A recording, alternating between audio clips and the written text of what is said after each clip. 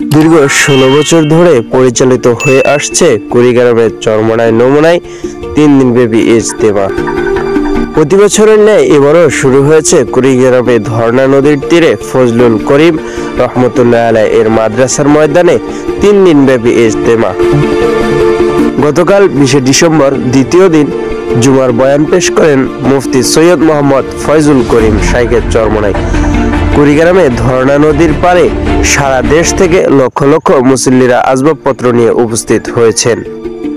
ইজতেমার ময়দানে ইজতেমা শুরু হওয়ার 2 দিন আগে থেকেই কানায় কানায় ভরপুর হয়ে যায় ইজতেমার মাঠ। আগামীকাল ফজরের বয়ানবাদ পীর সাহেব চরমোনাই আখিরি মোনাজাতের মধ্য দিয়ে শেষ হবে কুড়িগ্রাম ধর্ণা নদীর মাঠের ইজতেমা। ইজতেমার মাঠে তাবলিগ জামাত নিয়ে এক প্রশ্নের জবাবে শাইখে চরমোনাই বলেন, তাবলিগ নিয়ে তো বিভক্তি থাকার কথা না।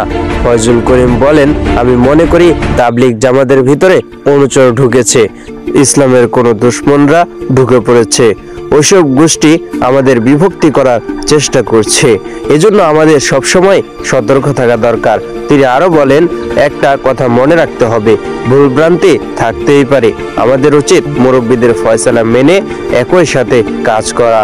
সুলেমান হোসেন সাদিক, উন্মুক্ত বাংলা।